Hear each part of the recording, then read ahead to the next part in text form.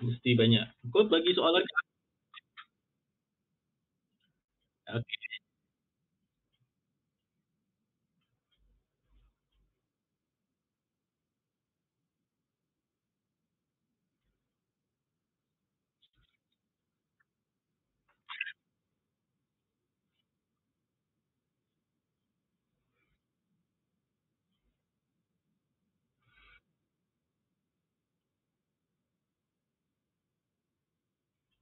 Okey, jadi sekarang kita bersama saudara Joko yang sedang minum. Okey, jadi saya perkenalkan yang berada dekat skrin ni bersama dengan saya adalah Encik Joko Satria, merupakan rakan penyelidik Makmal Fizik Angkasa Universiti Malaya. Dia merupakan rakan penyelidik kepada Profesor Datuk Dr. Zamri tadi. Dan apa yang menariknya adalah Profesor Zamri, dia dah 40 tahun mencerap anak bulan, dan sepanjang 40 tahun lebih kurang 40 ke 50 kali nampak. Saya pula 10 tahun kurang daripada 20 kali. Jadi lepas ni insya-Allah Encik Joko Satria dia akan kongsikan sepanjang dia berkhidmat sebagai rakan penyelidik berapa kali dia nampak anak bulan. Jadi saudara Joko insya-Allah akan kongsikan. Dan tanpa membuang masa sebab kita pun dah pukul 5.42, saya jemput saudara Joko Satria untuk sedikit sebanyak mengupas mengenai tajuk yang dia cadangkan, ialah hilal, polemik antara nampak atau wujud. Jadi saya persilakan saudara Joko untuk memulakan. Baik, terima kasih Tuan Nur Amin dari Balai Cerap Selangor. Assalamualaikum warahmatullahi wabarakatuh. Waalaikumsalam. Ya, alhamdulillahirabbil alamin wassalatu wassalamu ala asrofil anbiya'i wal mursalin wa ala alihi washabihi ajmain. Rabbi zidni ilma warzuqni fahma, Rabbi shrah li sadri wa yassir li amri wahlul 'uqdatam min lisani yafqahu qawli. Saudara Nur Amin yang kami hormati dan juga para viewers dari fanpage Balai Cerap Selangor. Alhamdulillahirabbil alamin kita dapat bertemu betul dalam bicara santai falak pada petang ini. Dan sebelumnya kita telah mengikuti bicara ilmuwan falak oleh guru saya yang mulia Prof. Datuk Dr. Muhammad Zamri bin Zainuddin. Dan alhamdulillah saya diberi kesempatan bersama beliau sejak tahun 2003-2004 di Makmal Fizik Angkasa Jabatan Fizik Universiti Malaya untuk mengikuti pencerapan hilal ataupun anak bulan sejak dari tahun tersebut hinggalah sampai sekarang, insyaAllah. Jadi Saudara Nur Amin, kita nak cakap apa ni? Panjang ni. Kita boleh masuk ke slide banyak, tapi semua itu hanyalah gambar-gambar ya. Jadi jangan dibimbang, kita akan cuba untuk menjelaskan mengenai apa itu hilal atau anak bulan dan prosesnya. Saya tahu di luar sana ada banyak pensyarah-pensyarah falak yang hebat-hebat, ada banyak cikgu-cikgu astronomi ataupun para peminat falak yang setiap bulan melakukan pencerapan. Dan tentunya dalam kesempatan ini saya dengan rendah diri berharap kalau sekiranya ada hal-hal yang perlu dikongsikan bersama, marilah kita gunakan kesempatan ini ataupun peluang ini untuk kita sama-sama share ya dengan kawan-kawan yang lain. Jadi pada petang ini sangat amat spesial sebenarnya. Petang ini adalah hari di mana kita membuat cerapan hilal. Ya, dan kebetulan pada hari ini hilal yang akan kita cerap itu jatuh pada tarikh 30 Jamadil akhir ya. Betul kah? Ya, betul. Jadi cerapan pada hari ini dilakukan pada tarikh 30 Jamadil akhir. Dan mengapa kita boleh cerap pada hari ini? Ya, dan kebetulan kita akan melihat nanti dengan slide-slide yang saya siapkan. Mudah-mudahan ia memberikan perspektif ataupun gambaran bagaimanakah sebenarnya hilal itu dicerap. Dan tajuk ni memang tajuk yang tidaklah kontroversial sangat, tetapi sebenarnya ialah untuk memberikan pemahaman kepada kita semua akan perbezaan antara kewujudan dan juga kenampakan hilal. Jadi mudah-mudahan ini kita saling share lah ya, pengalaman, dan juga mungkin di setiap lokasi cerapan itu punya cerita tersendiri, punya pengalaman yang berbeza-beza, dan saya seperti mana yang telah disebutkan tadi, berkesempatan berguru dengan Prof Zamri sejak awal, sehingga kita nampak suka dan dukanya lah ya Tuan Nur Amin ya, apa yang perlu kita cerap, sebab memang ia tidak mudah. Dalam setahun kadang-kadang kita hanya mencerap satu hilal ya, kalau padahal kita buat 12 kali, membuat 12 kali perjalanan, tetapi ya itulah dia cabarannya, dan mari kita sama-sama saksikan. Saya boleh terus masuk ke slide ke? Baik, terima kasih. Mudah-mudahan ini lancar ya nih. Okey, baik. Saya cuba share apa yang saya sedikit belajar dan juga mungkin sedikit pengalaman berbanding kawan-kawan di luar sana yang sudah banyak pengalaman. Jadi sebagai asas ya, sebagai asas untuk kita pemahami. Boleh nampak ke? Okey, baik. Clear ya? Baik. Jadi bagi tuan-tuan dan puan-puan di luar sana, sebelum kita melanjutkan mengenai persoalan berkenaan dengan hilal, kita mesti memahami dahulu apa itu sistem takwim ataupun kalender lah lebih popularnya. Jadi di dunia ini pada amnya kita menggunakan dua jenis kalender ataupun sistem takwim. Ya, jadi yang pertama adalah sistem kalender ataupun takwim Masehi atau miladi ataupun Gregorian, di mana sistem ini menggunakan pergerakan matahari, ya. Dan satu lagi adalah sistem takwim ataupun kalender Qamari ataupun Hijri, yang mana ia menggunakan pergerakan bulan. Kita tahu bahwa bulan mengelilingi bumi, dan bulan dan bumi itu sama-sama mengelilingi matahari. Ini adalah konsep asas ya dalam astronomi. Kalau kita belajar basic astronomi, maka itulah yang akan pelajari terlebih dahulu, sistem bumi bulan. Lalu selanjutnya dalam jumlah hari dalam setahun ya. Jadi maknanya kalau bulan tu keliling bumi dan kembali lagi ke titik yang sama, itu dianggap sebagai setahun. Dalam sebulan atau setahun. Kalender Masehi itu memiliki dalam sehari dalam setahun adalah 365 hari. Atau 366 hari, ia bergantung pada ada yang disebut sebagai tahun lompat ya. Lalu kalender Hijri pula, dia setahun kalau dicampurkan 12 bulan itu, maka ia akan dapat 354 hari atau 355 hari. Jadi ada perbezaan sebesar 10 sampai 11 hari setiap tahun. Jadi hal ini memang berbeza karena sistemnya berbeza. Jadi oleh sebab itu, mengapa kita saat ini mesti memahami dulu apa yang dipanggil sebagai sistem takwim Masehi ataupun sistem takwim matahari Samsiah, dan yang kedua adalah sistem takwim Hijri ataupun Qamariyah ya. Dan sebenarnya perbezaan 10 sampai 11 hari ya per tahun ini sebenarnya bukanlah sesuatu yang aneh. Al-Quran telah mengisyaratkan pada surah surah Al-Kahfi, dalam salah satu surahnya ayat 25.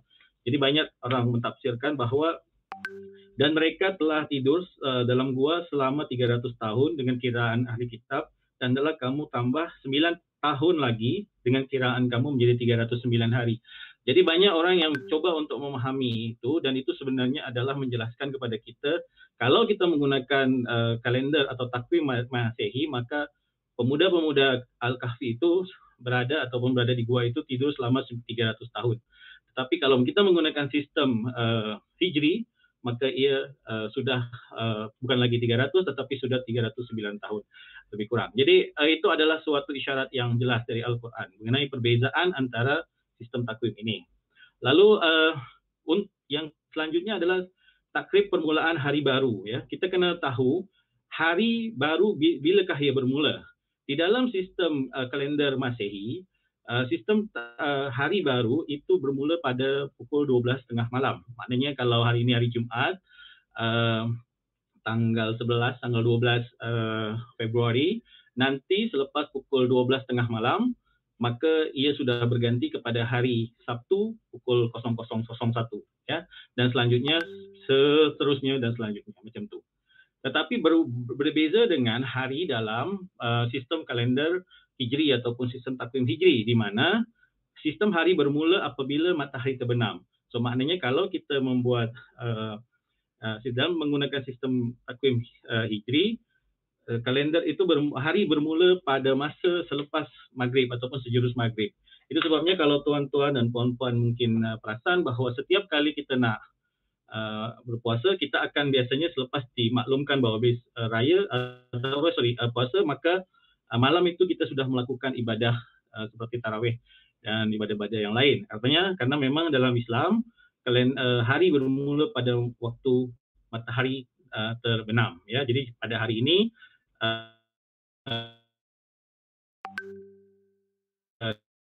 nanti maghrib, kalau hari ini tanggal 30 Jumadil Akhir, maka nanti selepas saja maghrib, Masya Allah. Okey, selanjutnya. Dan dalam Al-Quran sangat mengambil berat persoalan tentang sistem kalender atau takwim ini, kerana Allah Subhanahu Wa Taala tahu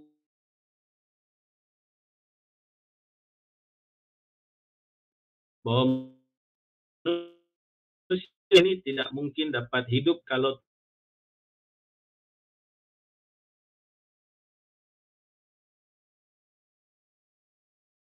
kepadamu wahai Muhammad mengenai peredaran anak bulan atau hilal. Katakanlah bahwa peredaran anak bulan atau hilal itu menandakan waktu-waktu urusan dan amalan manusia, ya, khasnya ibadah haji. Nah, kita tahu bahwa dalam sistem kehidupan manusia, kalender amat penting, dan Islam lebih amat mengambil berat tentang sistem kalender karena ia tidak hanya untuk urusan pertanian atau urusan kehidupan survival, tetapi juga lebih utama adalah urusan ibadah.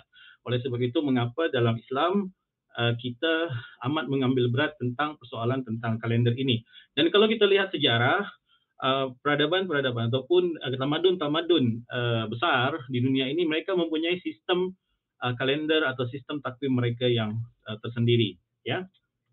Karena dalam sistem kalender atau takwim, semua yang berkaitan dengan urusan kehidupan itu dapat diatur dengan sebaik mungkin. Baik. Seterusnya, kalau kita bicara tentang kalender Hijri, tadi kita fokus pada bulan, maknanya sekarang ni kita akan melihat bagaimanakah bulan itu melakukan pusingan ataupun mengelilingi bumi. Kita tahu bahawa bulan mengelilingi bumi dalam bentuk elips ataupun elliptical, ya. Dia bukan mengelilingi bumi itu mengelilingi bumi itu dalam bentuk bulatan yang bisa circular yang betul-betul bulat betul, ya, tapi dia ada elips di situ. Oleh sebab itu, kita akan nampak keunikannya mengapa ia menjadi sesuatu yang amat menarik untuk dikaji. Ya, kalau kita melihat di sini, kita dapat melihat fasa-fasa bulan berdasarkan pada kedudukan bulan mengelilingi bumi, ya. Kita start dari sini. Yang kawasan di depan sini adalah, anggaplah ini adalah matahari. Maka ketika bulan berada di depan matahari, maka kita tidak akan nampak bulan. Kemudian sedikit demi sedikit bulan akan bergerak ke sebelah kiri sini, ya, dan kita akan nampak bulan sabit. Seterusnya sehingga hari yang ke-15 kita akan berada di belakang, dan akhir kita akan melihat bulan penuh atau bulan purnama. Dan seterusnya bulan tersebut akan berputar ataupun berpusing sampailah dia kembali kepada titiknya semula. Okey, ini adalah sesuatu yang unik kerana sistem bulan ini tidak mengenal musim, ya. Jadi berbeza dengan sistem kalender Masehi, sistem kalender bulan ini tidak mengenal musim. Jadi boleh saja bagi contoh misalkan kalau kita tinggal di latitud utara ataupun berdekatan misalkan di UK atau di Jepun, ya, ada waktunya kita akan mengalami musim puasa misalkan Ramadan pada bulan ataupun pada musim sejuk. Tapi setelah beberapa tahun kita akan mengalami Ramadan pada musim panas ataupun musim yang lebih yang lain misalnya. Jadi itu sebabnya kita kalender bulan ini ia tidak melihat kepada jenis musim pada suatu keadaan ya di tempat tersebut. Dan di sinilah keadilannya Allah Subhanahu Wa Taala. Jadi dia boleh kita boleh merasakan ya bagaimana rasanya berada bisa contoh puasa di bulan Ramadan di musim panas, dan mungkin beberapa tahun lagi kita akan merasakan Ramadan di musim sejuk. Baik. Lagi satu, kita tidak lupa bahwa pusingan bulan mengelilingi bumi itu adalah, kalau kita baca di situ, 29 hari, 12 jam, 44 minit, 2.8 saat. Ataupun bahasa mudanya 29.53 secara purata. Artinya setiap 29.53 hari, bulan akan kembali ke posisi asal, iaitu posisi dia menghadap ke matahari. Nah, di sini kita akan mulai masuk mengenai apa itu hilal dan apa itu kepentingan atau anak bulan ini. Kita melihat satu hadis Sahih Bukhari yang dinyatakan bahwa jangan kamu berpuasa kecuali kamu melihat hilal, dan janganlah kamu berbuka sebelum kamu melihat hilal. Maka apabila penglihatan kamu dilindungi oleh awan, maka hendaklah kamu takdirkan ataupun istikmal ataupun genapkan dia menjadi 30 hari. Nah, di sini ada istilah melihat hilal ataupun meruqyah hilal ya, kita nanti akan melihat. Jadi apa sebenarnya hilal itu, dia bagaimana ia bermula? So kalau kita lihat pada rajah di sini, kita dapati bahwa bulan akan mengelilingi bumi dalam bentuk elliptical selama 29.53 hari. Dan 29.53 hari dia akan kembali lagi ke sini. Nah, ketika dia berada di sini, secara geometrinya, bumi, bulan dan matahari yang ada di sini akan berada pada garisan sejajar ataupun paralel ya. So apa yang berlaku adalah setelah beberapa ketika bulan tersebut akan bergerak sedikit demi sedikit ke arah atas ya, ke hari sini. Dan disinilah sebenarnya kita sudah boleh melihat perubahan itu melalui apa yang dikenal sebagai bulan sabit ataupun bulan anak bulan ya. Kalau kita lihat lebih detail di sini. Oke. Jadi menurut Danjon yang dikenali sebagai Danjon limit, jadi ketika matahari, bulan dan bumi berada pada satu garisan lurus nih, memang kita tidak akan dapat melihat bulan ya, karena bulan akan ditutupi oleh akan berada, istilahnya kita tak nampak bulan tersebut. Tetapi setelah bergerak sedikit bulan tersebut, kalau berdasarkan limit Danjon 7 darjah dari sini, maka kita akan dapat melihat hilal yang cantik itu ya, yang sangat menawan itu kadang-kadang. Oke, baik. So sekarang kalau memang setiap bulan berlaku istimak ya, istimak berlaku setiap bulan, mengapa istimak tersebut tidak menghasilkan gerhana matahari? Sebab kita tahu kalau matahari, bulan dan bumi berada pada satu garisan yang lurus, maka yang berlaku adalah kita tahu cahaya matahari akan ditutup oleh bulan. Ya, memang begitulah seharusnya. Tetapi in reality ya tidak seperti itu. Ada satu faktor X yang Allah takdirkan kepada bulan, dan faktor ini yang dipanggil sebagai sudut ya, ada sudutan di sini, perbedaan sudut. Jadi kalau kita lihat di sini ada sudut dengan bumi dan bulan ini 5.2 darjah ya, kita nampak di sini. Jadi apabila istimak itu berlaku tetapi tidak berada pada garisan yang betul-betul di situ ya, di titik ini, maka ia tidak akan menghasilkan gerhana. Tetapi apabila bulan baru ini berada betul-betul pada titik yang dimaksudkan, maka bayang daripada bulan tersebut akan jatuh ke permukaan bumi dan selanjutnya menghasilkan gerhana matahari. Nah, kalau kita lihat di sebelah sini, ini adalah bagaimana kita melihat dari permukaan bumi, dan kalau kita lihat di sini adalah bagaimana kita melihat pada masa yang sama dari luar bumi ya. Nah, gitu. Jadi kita boleh pahamlah bagaimana kenapa gerhana matahari penuh ia tidak berlaku selalu ya. Setahun mungkin 2-3 kali, tetapi tidak setiap bulan. Karena itulah sebabnya adanya perbezaan sudut yang begitu kecil tetapi yang amat besar apabila berlaku ke atas objek-objek astronomi. Okey? Ya, Hafiz pakai baju merah saya, biar semangat. Okey, kalau saya nak buat quiz sikit bagi sesiapa yang melihat ni. Ada ramai orang tu yang lihat petang ni hujan di Gombak. Jadi kita boleh lihat di sini. Saya nak buat quiz ni, kalau ada yang berminat, kita boleh jawab tak persoalan ini?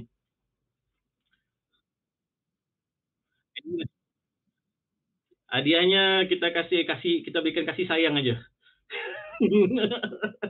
Ada Assalamualaikum Prof. Susina Nazari, guru saya. Terima kasih kerana melihat juga dalam kesempatan ini. InsyaAllah ini saya belajar dari Prof. Zahari juga macam mana nak buat ni kuis ni. InsyaAllah. Okey, bagi tuan-tuan dan puan-puan di luar sana, saya berikan masa 30 second untuk melihat mana satukah yang ditakdirkan sebagai hilal. Hadiahnya Azim kasih sayang. Ya, minta dengan Selangor macam mana.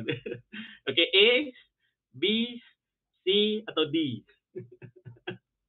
Okey, cuba lihat mana satu yang disebut sebagai hilal.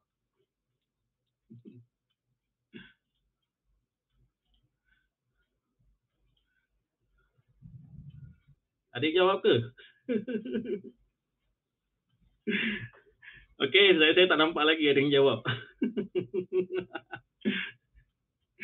Okey, adakah di A, di B, di D, di C? Oh, Puan Hayati, D. Tuan Ahmad Amir, D. Puan Rasida, D. Okey, selamat. Nampaknya memang banyak yang hampir ialah berpengalaman lah melihat hilal ni. Ya. Okey, saya rasa cukup masanya. Okey, kalau kita lihat di sini, mari kita lihat jawapannya ya. Ready? Apa nama tu? Selangor, Tuan Nur Amin, tolong siapkan hadiah yang sesuai. Okey. Tuan Nur Amin tadi apa jawab? B D, mestilah jawab D. Waduh, banyak ni. D, B, Amirul Hazim kata B. Hafiz, aku tak ada E lah Hafiz. Kau letak E dari mana? Okey, mari kita lihat.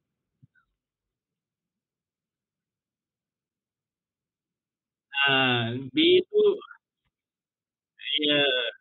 ya. Nampaknya memang jawapannya sangat itulah ya, meyakinkan ya. Antara B ke D ke. Okey. Puan ya, kita lihat ya jawabannya. Jawabannya tak ada satu pun yang betul.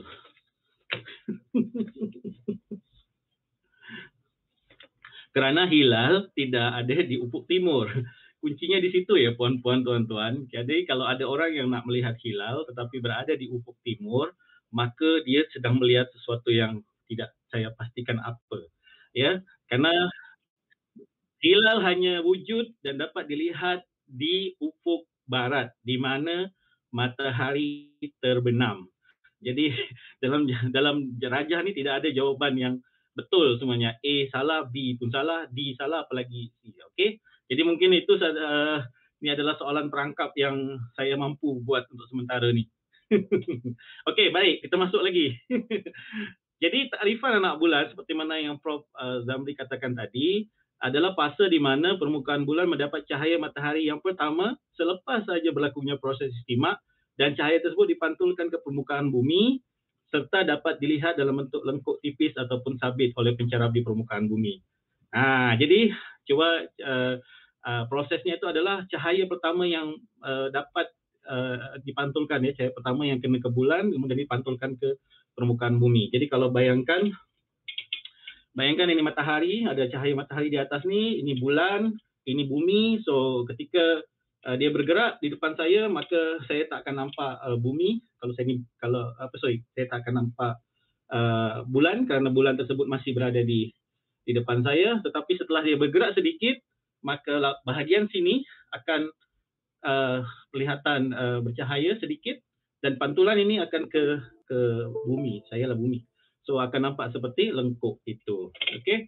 Jadi kerana bulan berdekatan dengan matahari, maka ia hanya akan dicerap di ufuk barat seperti mana saya katakan tadi dan dicerap pada hari ke-29 atau 30 hari. Jadi kalau nak cerap hari ke-28, saya rasa itu ada something wrong. Begitu juga dengan kalau dia cerap pada hari 31. Karena hari dalam Islam adanya maksimum 30 hari, minimum 29 hari. Okey.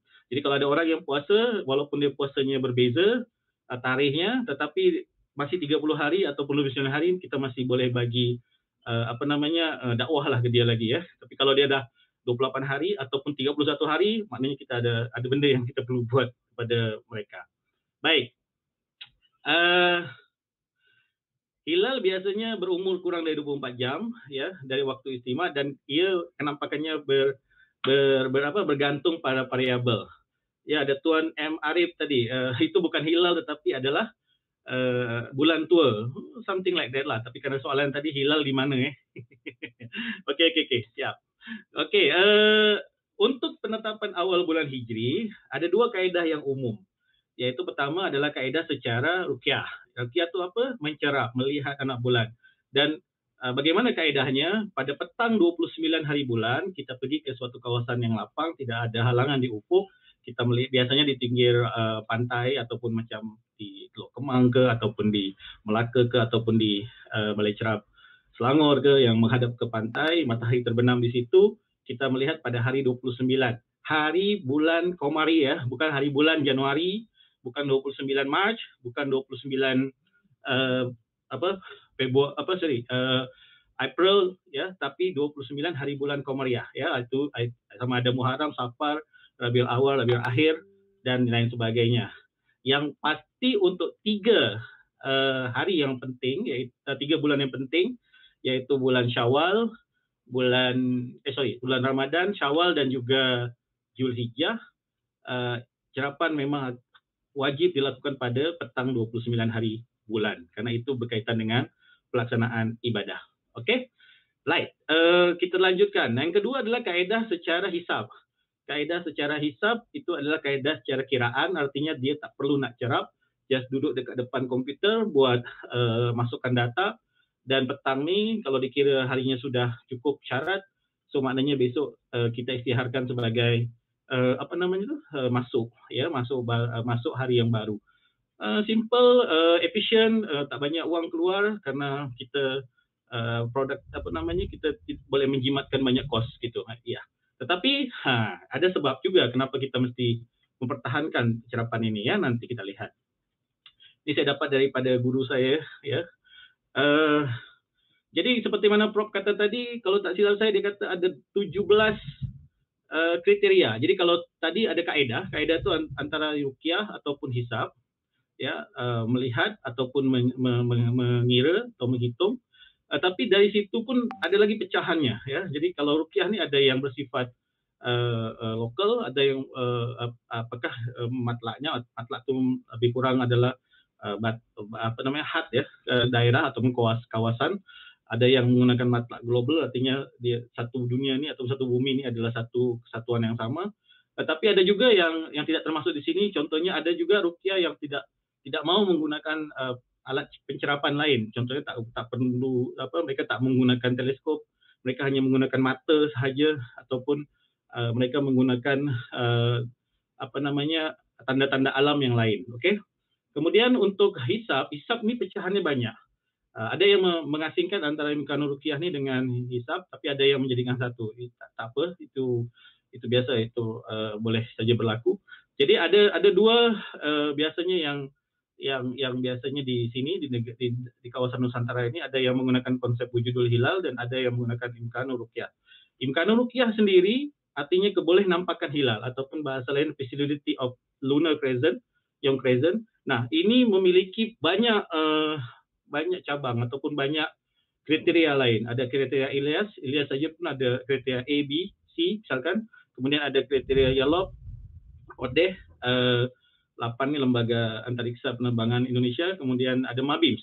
Nah, sekarang ini ada MABIMS yang sekarang kita guna dan ada yang MABIMS yang mungkin akan kita guna pada masa akan datang. So, wujudul hilal konsepnya cukup mudah, yaitu jika pada hari cerapan, pada hari 29, ketika dikira pada petang itu hilal sudah ada ataupun sudah berada di atas matahari, berapapun tingginya, maka dianggap hilal sudah wujud. Jadi tanpa perlu melakukan observation. Jadi sekali lagi, wujud hilal itu adalah konsep yang dimana ketika kita kita menghitung pada hari 29, kita dapati tinggi bulan ya berada di atas matahari, ya berapapun tingginya, ia dianggap sebagai sudah wujud hilal tersebut tanpa perlu melakukan pencerapan. Ya, itu tentang konsep wujud hilal. Lalu ada satu lagi yang kita guna pakai saat ini adalah imkanur ruqyah MABIMS, di mana syaratnya ada 3, yaitu hilal ketika pada 29 hari bulan dicerap mestilah kurang-kurangnya memiliki ketinggian 2 darjah dan juga elongasi 3 darjah minimum, ya. Dan ditambah dengan satu lagi parameter yang disebut sebagai umur. Umur hilal adalah 8 jam minimum selepas saja conjunction ataupun istima.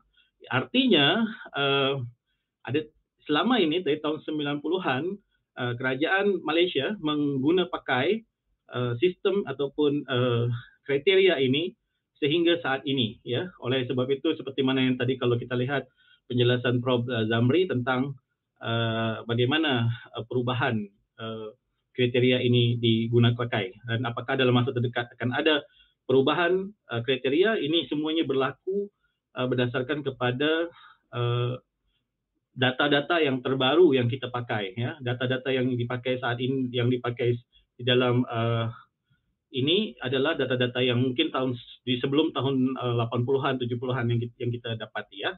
Baik.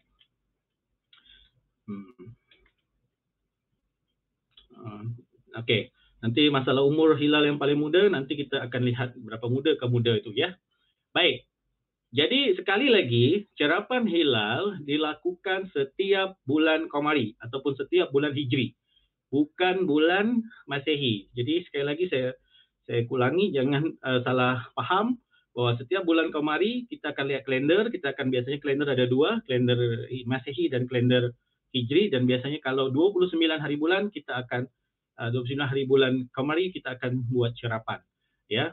Dan khusus untuk balai cerap besar, Baitul Hilal dan juga mungkin kumpulan daripada Makmal Fizik Angkasa UM, kita melakukan cerapan ini biasanya setiap bulan dan juga itu tidak terikat kepada hanya 3 bulan yang wajib sahaja, ya, karena tujuannya adalah untuk mengumpul data-data penyelidikan, ya. Jadi untuk mencerap hilal sebenarnya ia tidak semudah yang disangka oleh ramai orang mungkin. Karena mencerap hilal ini memang sesuatu yang memerlukan kemahiran dan juga cuaca yang baik dan lain sebagainya. Oleh itu ada bahagian yang boleh kita optimalkan ataupun ada bahagian yang boleh kita lakukan sehabis baik, ya. Tapi ada bahagian persediaan yang tidak boleh kita jangka, ya, seperti cuaca kita tak boleh jangka. Kemudian ada masalah-masalah lain di ufuk ataupun di bulan kita tidak tahu, ya, kita tidak boleh lakukan itu. Baik, untuk persediaan saya cadangkan 5 persediaan yang perlu dikenal pasti, yaitu pertama peralatan pencerapan, kelengkapan sokongan, data-data rujukan, keadaan cuaca di lokasi, dan pemasangan alat. Kita coba lihat satu persatu. Oke, untuk peralatan cerapan, sebelum tahun 8, mungkin 70-an ke belakang, mungkin tahun 40-an, 50-an, mungkin ada pesyarah-pesyarah falak boleh melengkapi. Kita masih menggunakan peralatan-peralatan tradisional di Nusantara ini. Ada alat tingkap, ada rubuh mujayab ya untuk mencerap hilal ya. Kemudian pada tahun 70-an mungkin atau 80-an ya, kita sudah beralih kepada satu sistem cerapan yang lebih modern sedikit, namanya theodolite. Ya, kita tahu sistem theodolite ini yang kita biasa gunakan kalau orang ukur tanah ya, ukur tanah, ukur sempadan ya, kita tahu mereka membawa alat warna kuning tuh biasanya dan mengukur, dan ini memang suatu alat yang amat yang memiliki ketepatan kejituan yang tinggi ya, dari segi dari segi kejituan position yang dia boleh dapat.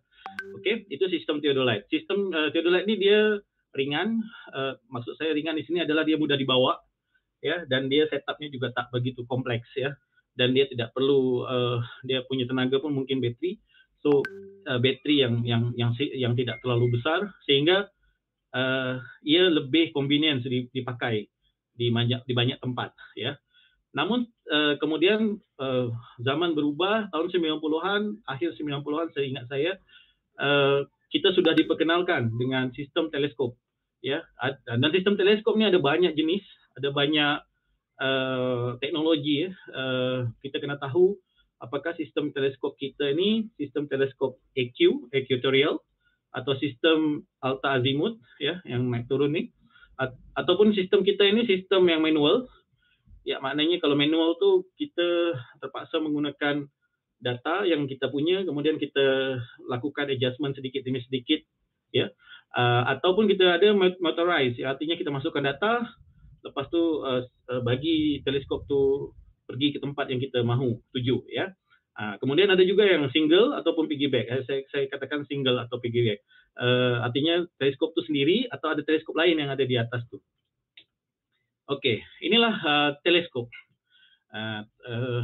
Teleskop yang memiliki beberapa, tentunya teleskop ini memiliki ciri khas ya. Contohnya kalau teleskop ini jenis Smith Cassegrain, ya kecil saja nih, sekitar 8 inci, dan juga ini jenis refraktor sekitar 101 mm ya, sekitar 4-5 inci.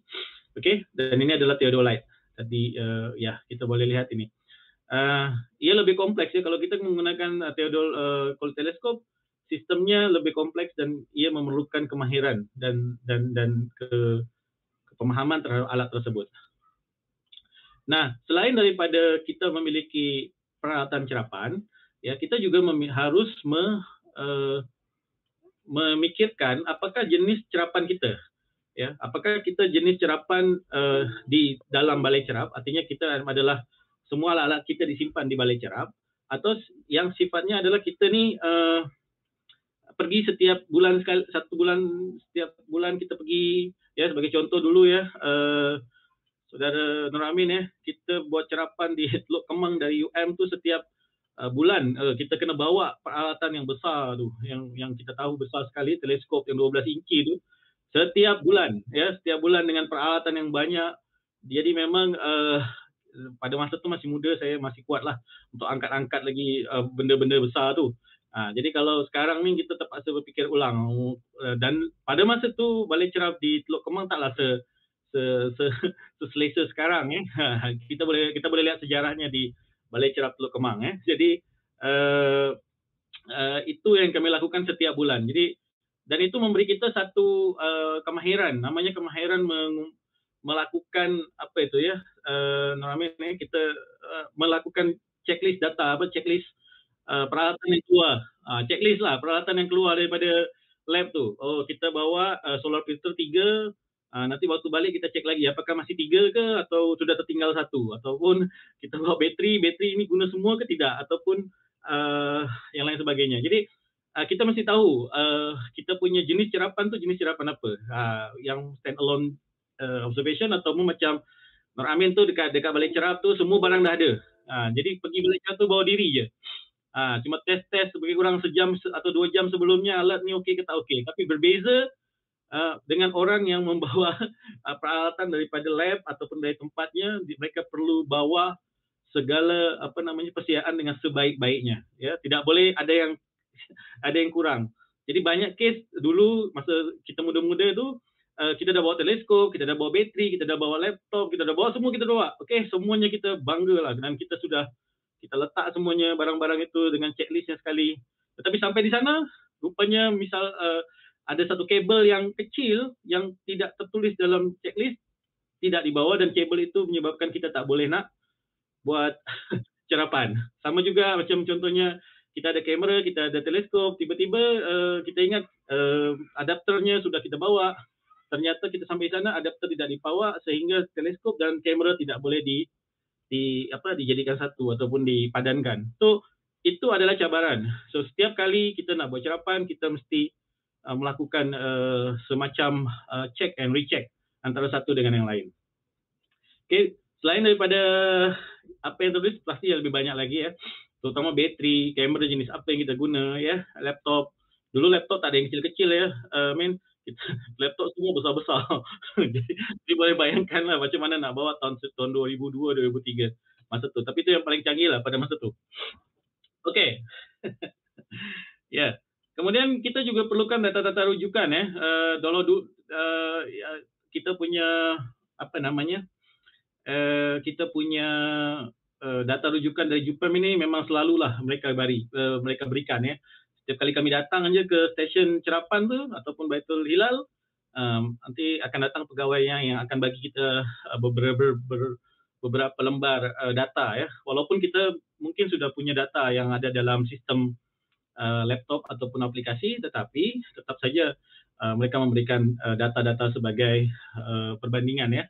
Kemudian yang selanjutnya sebenarnya dari data JUPEM ini kita tahu misalnya matahari itu berapa tingginya, bulan itu berapa tingginya. Kita tahu misalnya ketika terbenam bulan itu elongation-nya berapa ya. Kita boleh melakukan recheck ya dengan kita punya software yang kita ada. Lagi satu adalah jam sirim ataupun jam piawai ya. Ini penting sekali untuk mengkalibrate masa ya. Kita tahu bahawa masa adalah amat penting. Ketika kita membuat cerapan, misalnya kita nampak hilal, perkara pertama yang dalam pikiran kita adalah tentang bukan ketinggian, bukan elongasi, bukan azimut, bukan. Tapi yang pertama adalah pukul berapa nampak.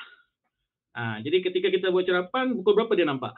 Kalau karena dari jam tu kita boleh membuat perhitungan semula. Sebenarnya dari situ kita tahu azimut pada masa tu berapa, berapa data jam tu dapat memberi kita satu information yang sangat penting. Dan ada satu benda yang saya pikir terlupa adalah Allah Subhanahu Wa Taala ini sebenarnya telah menetapkan kepada kita kita punya kiraan tu tepat atau tidak, dari mana. Jadi Allah Subhanahu Wa Taala itu telah menyediakan suatu sistem yang dinamakan sistem gerhana matahari penuh. Jadi dalam sistem gerhana matahari penuh tu kita akan hitung misalkan pukul berapakah gerhana matahari penuh ini akan berlaku. Jadi dari situ sebenarnya kita tahu kalau gerhana matahari berlaku pada pukul 12 tengah hari misalkan, tetapi ternyata dalam kiraan kita pukul 11.50 kiraan sudah menunjukkan tetapi ia tidak berlaku, ataupun ada yang melakukan pukul 12 lebih baru berlaku. Artinya kita punya data kiraan tu ataupun sistem kiraan kita tu ada yang tak tepat. Oleh sebab itu mengapa kita penting untuk pergi ke gerhana matahari penuh ya, dan karena kita boleh melakukan kalibrasi dari segi software, dari segi masa, dan itulah ya salah satu fasiliti yang Allah berikan kepada manusia bagi orang-orang yang mau berfikir bagaimana mau melakukan calibration ataupun membuat pembetulan terhadap waktu-waktu yang penting tersebut. Ya. Selanjutnya adalah ramalan cuaca sesuai dengan namanya, ramalan cuaca. Jadi walaupun banyak ramalan cuaca ini yang mungkin tidak seperti yang reality di pada waktu itu, tetapi ada beberapa parameter di situ yang penting ya untuk kita dapat gunakan ramalan cuaca ini. Contohnya adalah arah angin, kemudian arah awan misalkan, kemudian humidity dan lain sebagainya. Dan yang tidak ketinggalan yang adalah aplikasi. Nah, sekarang ini banyak kita menggunakan aplikasi ya. Contohnya macam-macam software sekarang nih, yang free pun ada. Jadi itu semua boleh digunakan untuk membuat perhitungan dan juga jangkaan. Baik. Ketika kita tiba di suatu lokasi cerapan, maka perkara yang penting adalah kita mesti melihat dulu situasi di balai cerap itu. Apakah di lokasi cerapan ya, tak semestinya balai cerap. Apakah cuaca baik? Cuaca baik itu takrifannya tidak ada hujan, tidak ada petir kilat ya. Kalau kita yang bukan di balai cerap, kita mungkin lebih terdedah dengan bahaya-bahaya tersebut. Kemudian awan itu ada, tetapi tidak minimum. Dia tidak maksimum, jadi tidak merata. Kita boleh lihat gambar sebelah kanan nih. Kita lihat awan ada, tapi tidak merata seperti di sebelah sini. Ya, kita pernahlah mengalami suatu keadaan di mana semasa persediaan pencerapan, langit sangat indah, cantik, nampak macam tak ada awan. Tapi beberapa minit sebelum matahari terbenam, kita nampak ada awan entah dari mana dia berkumpul dekat dengan ufuk. Nah, itu juga menjadi suatu faktor yang amat kadang-kadang mengecewakan. Nah, tetapi semuanya ini juga rezeki yang Allah telah tetapkan kepada kita masing-masing. Ya, kita kena berhusnuzon ya dengan Allah. Kemudian ada juga masa-masa di mana kita ada jerebu. Kami masih ingat lagi pada tahun berapa ya, ketika itu ada jerebu yang sangat teruk. Boleh dikatakan hampir setahun ya, kita tidak boleh melakukan kita melakukan cerapan, tapi kita tak mampu nak melihat hilal kerana ufuk di timur, ufuk di barat Selat Melaka itu dipenuhi dengan jerebu. Ya, nanti boleh lihat tahun berapa tuh yang ada jerebu begitu besar. Okey, ini adalah sebuah disiplin yang harus dilakukan ya. Jadi kena berada di lokasi cerapan. Kalau kita adalah pencerap yang datang ke suatu tempat, maka kita kena memperkirakan kalau kita berangkat jam berapa kita sampai di tapak cerapan.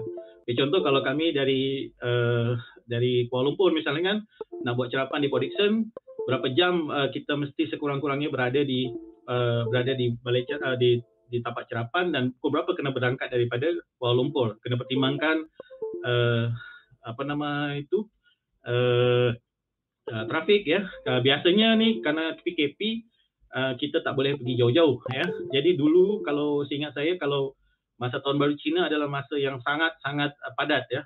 Jalan tu sangat jam, sehingga apa yang kita kadang-kadang tak boleh nak expect kita 2 jam boleh sampai, ternyata kita boleh sampai mungkin 3 jam lebih baru kita boleh sampai di tempat tersebut. Ini adalah contoh, kita kena sedia. Tapi kalau orang yang sudah berada di balai cerap, macam saudara Nur Amin, rasanya tak ada masalah ya. Jangan dia tertidur sudah. Okey, kemudian yang juga sangat penting dan baru ya, iaitu ada satu garis panduan yang dikeluarkan oleh JAKIM. Oleh kerana sekarang ni banyak sekali orang yang berminat untuk melakukan cerapan dan juga hasilnya juga cukup baik, maka ada garis panduan yang baru saja dicadangkan oleh JAKIM yang boleh dilihat mereka sudah bukukan itu ya. Nah, selanjutnya adalah yang titik berat adalah kita mesti mengetahui peralatan kita. Setup peralatan kita ni mesti tahu. Kita harus tahu kelebihannya apa, kelemahannya apa. Kemudian yang paling utama kalau nak mencerap hilal adalah kita mesti melakukan banyak kali alignment ya. Yang paling utama tu alignment dengan matahari. Itu adalah suatu kewajiban ya. Jadi kalau kita datang awal ke lokasi cerapan, itu bukan buat kita duduk-duduk, tetapi sebenarnya kita sedang melakukan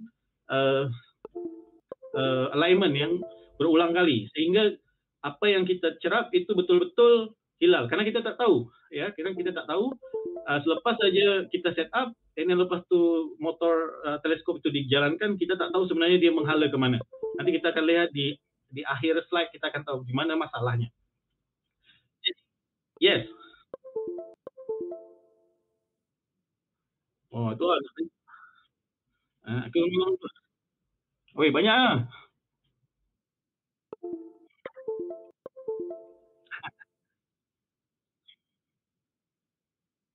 dia paling muda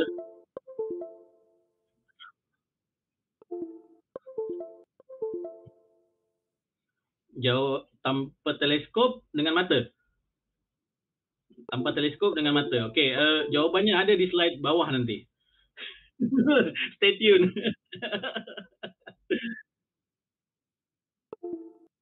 Ya,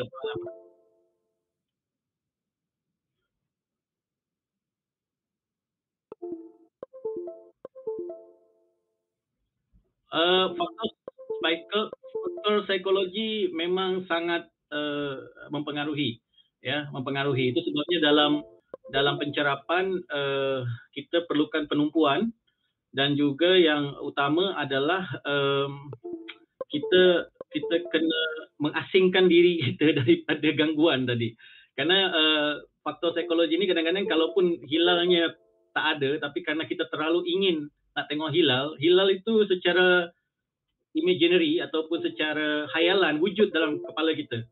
Dan itu yang menyebabkan kadang-kadang kita nampak macam awan yang berbentuk sabit pun kita kata itu hilal. Sebab tadi faktor psikologi. Itu sebabnya kalau saya ingat saya dulu guru saya pernah kata kalau zaman-zaman khalifah dulu kalau orang nak tengok hilal ni mereka memang betul-betul menggunakan pendekatan ibadah ya istilahnya kena wirid dulu lah kena melakukan ini karena itu membuat kita melihat hilal tu lebih tenang dan tidak ada gangguan karena melihat hilal adalah sesuatu yang memerlukan penumpuan yang sangat tinggi. Bermakna kalau saya nak tengok hilal betul-betul nak tengok kadang-kadang benda yang tak wujud tapi boleh nampak. Jadi itu sebabnya kena ada sesi ni, slot ni. Jadi kita boleh tahu bagaimana caranya untuk memastikan yang kita nampak itu bukan hilal khayalan tapi adalah hilal yang realistik ya. Yang pasti hilal yang realistik itu secara matematik kita sudah tahu hilal itu di mana. Tapi ada kaedah lain untuk memastikan betul-betul hilal itu adalah hilal yang kita nak tengok. Ya. Kena sandarkan pada data lah. Data saintifik. Ya. Tapi sekarang ni data tu lagi banyaklah orang berbuat spekulasi karena mereka dah tahu kawasan mana. Jadi itu cabaran dia lah. Kena uji lagi. Apa yang mereka nampak tu kena uji, kena ada test lah. So saintifik ni biasanya ada test. Apakah apa yang nampak tu betul ke? Adalah soalan-soalan kritikal yang perlu dijawab oleh seseorang yang nampak. Walaupun yang nampak tu mungkin lebih senior ataupun lebih berpengalaman. Karena memang cerapan hilal ni seboleh-bolehnya banyak yang nampak. Jadi saksinya pun banyak. Okey. Ada soalan lagi satu. Muhammad Arif bin Muhammad Tajuddin. Assalamualaikum Cik Joko. Apakah data-data yang diambil semasa cerapan hilal?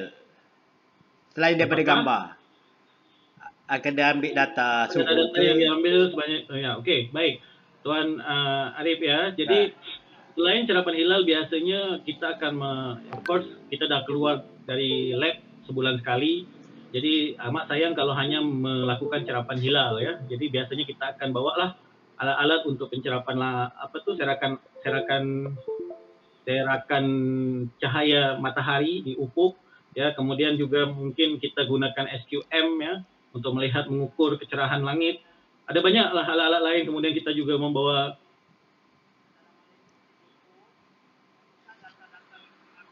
termometer baru keadaan